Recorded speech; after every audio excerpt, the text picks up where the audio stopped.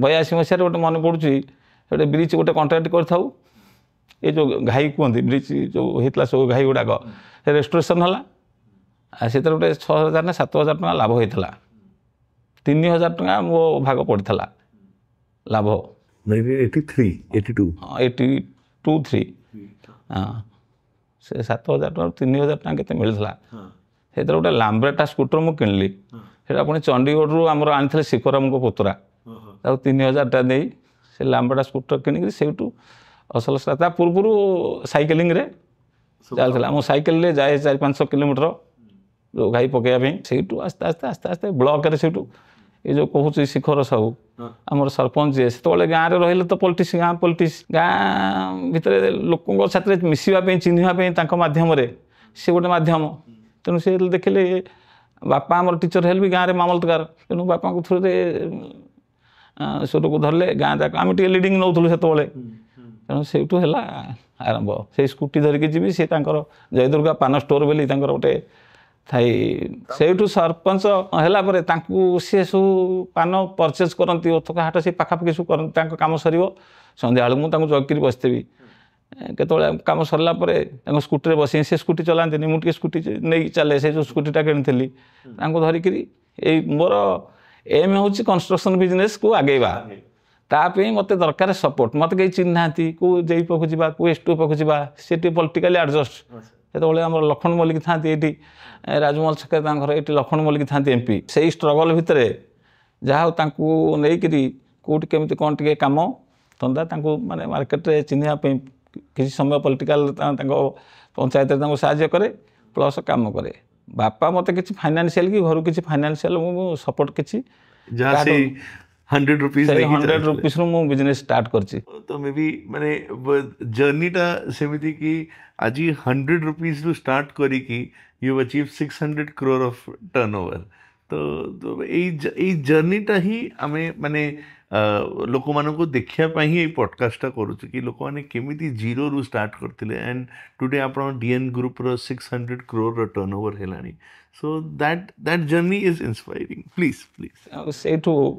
आरंभ करिया भितर ब्लॉक रे लाइसेंस से डिपोजिट करदे 5000 बसंत विश्वाल पीरियड तेणु जाने पट्टनायक मुख्यमंत्री बोले से 5000 टका भी जॉइंटली कर गोटे लाइसेंस कलु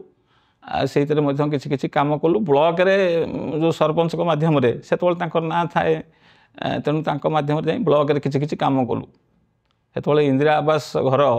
गोटे चेन रे गोटे 2 लाख ना 3 लाख टका से फंडिंग नथला कंस्ट्रक्शन बिजनेस पे एते किसी स्कोप नथला भुवनेश्वर ही लिमिटेड थिला माने बहुत कम आमो फैमिली शिफ्ट हैला 48 रे 49 रे भुवनेश्वर ये भावे कि बहुत काम हबो बट इवन टिल 57 58 बहुत काम आसिलानी भुवनेश्वर को किछि तो नथला हमर से रेस्टोरेशन किछि काम कलु सेमति वस्तु इरिगेशन रे किछि काम हुए आ ब्लॉक रे किछि काम कलु बोले ब्लॉक रे किछि काम करी लक्ष्य रहला किछि फंड्स केमि जुगाड़ करबी से टाइम भितर ये जो देसी इटा तैयारी करती से घर पाखे पतरा गोटे किसी इटा तैयारी करूँ छोट छोट काम हाँ छोट छोट काम कर किसी फंड्स कौटू जोगाड़ करी माने गोटे व्यवसाय करने प्रथम से गोटे सिउ लोन बाहर गोटे 25,000 टका मत सांक्शन है से गोटे सीमेंट कंक्रीट जाली यूनिट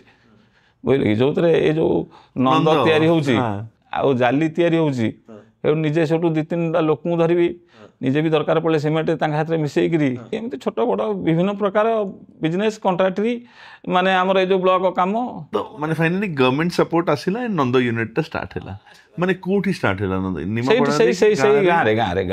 रे सब गाँ सप्लाई कोठी होतला नंद सेई पाखा पाखी पंचायत रे सेतल सु कुह होतला एतले बोरिंग ट्यूबवेल फ्यूबल नथला बाहाई जाइथिला नहीं सेई 83 रे मैरिज हला से तारी परे घरे रहिलु सेतले हम जॉइंट फैमिली तो बाकी सब बिजनेस करथले चाकरी करथले समस्त चाकरी चाष बापा भी चाष आ कई व्यवसाय एकला बिजनेस तार भीतर स्ट्रगल करी 27-28 मसीह मन पड़ुछि काली भलिया से तळକୁ टंका 1,00,000 लाख भलिया पाखरे हेई गलानी किछि कलेक्शन करी हेते गोटे इरिगेशन एडवांसमेंट प्रोग्राम गोटे आसिला हमर इरिगेशन ने गोटे फंडिंग आसिला हमर काली भलिया मन पड़ुछि ଆମର ସେ ନେତ୍ରାନନ୍ଦ ପାତ୍ରଙ୍କ ପୁଅ ରମୁ ପାତ୍ର ଥାଇ ମୋର ମନେ ପଡ଼ୁଛି ସେଇ ଆମ ସେକ୍ସନ ଅଫିସ୍ ପାଖରେ ଆସିଥିଲା ଗୋଟେ କାମ ଏକାଳୀନ ଗୋଟେ କାମ 3 ଲକ୍ଷ ଟଙ୍କାର ଗୋଟେ ଟେଣ୍ଡର ମୁଁ ପାଇଲି 3 ଲକ୍ଷଟା ମୋତେ ଆଜିକି 30 କୋଟି ଭଳିଆ ଲାଗୁଛି 3 ଲକ୍ଷଟା ସେଟା ଗୋଟେ 4ଟା କାମ ବାହାରିଥିଲା 4ଟା କାମରୁ ମୋତେ ଗୋଟେ ଛୋଟ କାମଟା ମିଳିଥିଲା 3 ଲକ୍ଷ ଟଙ୍କା 3 ଲକ୍ଷ ଟଙ୍କାର କାମ 1988 ରେ ସେଟା ଗୋଟେ 3 ଲକ୍ଷ ଟଙ୍କାରେ 12 କିଲୋମିଟର କେନାଲ ଏକ୍ସକାଭେସନ କରିକି ନେଇ ପହଞ୍ଚେଇବୁ ମାନେ ନିମାପଡ଼ାରୁ କାକଟପୁରରେ ସେଥିରେ ଆଉ କିଛି କାମ ବି କଲୁ ଏମିତି ଚାଲିଲା ସେଇ ଗାଁ ଭିତରେ ସେଇ ସବୁ ଗାଁରେ ରହୁଥିଲେ ସେଇଠି ବର୍ନ ବଟ ମୁଁ ସେଇଠୁ ଜନ୍ମ ପଡ଼ିଲା ନା 2000 ପର୍ଯ୍ୟନ୍ତ ଆମେ ସେଇଠି ଥିଲୁ ଗାଁରେ ଓହୋ ଆଚ୍ଛା ମାନେ 10-12 ବର୍ଷ ଗାଁରେ ହିଁ କାମ କରିଛନ୍ତି ବିଜନେସ୍ ଯେତେବେଳେ 94ରେ 88ରୁ ସେମିତି ବଢ଼ି ବଢ଼ି ଚାଲିଲା ଆସ୍ତେ ଆସ୍ତେ କିଛି କଣ୍ଟ୍ରାକ୍ଟ ବିଜନେସ୍ ବି ଟିକେ ବଢ଼ିଲା 88ରୁ 94 ବେଳକୁ ବସନ୍ତ ବିଶ୍ୱାଳଙ୍କ ପିରିୟଡ଼ରେ କିଛି ଫଣ୍ଡିଂ ସେତେବେଳେ ହେଲା ଯେଉଁ ଇରିଗେସନ୍ ଡିପାର୍ଟମେଣ୍ଟରେ ଯେଉଁଗୁଡ଼ାକ ୱାର୍ଲଡ ବ୍ୟାଙ୍କ ସ୍କିମ୍ରେ କିଛି କେନାଲ କାମ ରେଷ୍ଟୋରେସନ୍ ହେଲା ସେତିକିବେଳେ ଆମେ ଗୋଟେ ପାଇଥିଲୁ 70-80 ଲକ୍ଷ ଟଙ୍କା କାମ ଏକାଳୀନ ଯୋଡ଼େ ଟେଣ୍ଡର ପାଇଥିଲୁ 94ରେ ପୁରୀ ଇରିଗେସନ୍ ଅଣ୍ଡରରେ ସେତେବେଳେ ପାଇଥିଲୁ ସେଠୁ ଟିକେ ବିଜନେସ୍ ବଢ଼ିଲା ଆସ୍ତେ ଆସ୍ତେ